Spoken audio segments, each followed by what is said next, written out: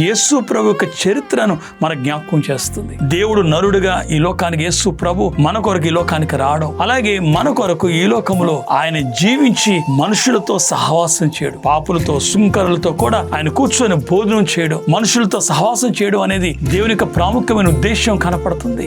ఈ రెండు మాటలు నేను ఈరోజు జ్ఞాపకం చేయాలి ఆశిస్తున్నా. ఇశ్రాయేలు ప్రజలతో కూడా దేవుడు దిగిరావడం, మనుషులతో సహవాసం చేయడం చాలా ప్రాముఖ్యంగా అనేక సందర్భాలు కనపడుతున్నాయి. ఉదాహరణకి పొద మండుచు ఉన్నది, మోషే కింద నుంచి ఆ గొర్రెలు కాసుకుంటూ పైకి వెళ్లి పొద మండుచున్నది, చెట్టు ఎందుకు కాలిపోవట్లేదు ఆ దగ్గరికి వెళ్లి చూసిన సందర్భం మనకు తెలుసు. అక్కడికి వెళ్లి పరీక్షించినప్పుడు ఆ పొద మోషేతో మాట్లాడినట్లు మనకు అందరికి తెలుసు. మోషే మోషే, నువ్వు నిలబడిన స్థలం పరిశుద్ధమైనది, ఇదిగో నీ కాళ్ళకు వేసుకున్న చెప్పు విడిచిపెట్టి నా సన్నిధికి రమ్మని దేవుని ఆహ్వానం కనపడుతుంది.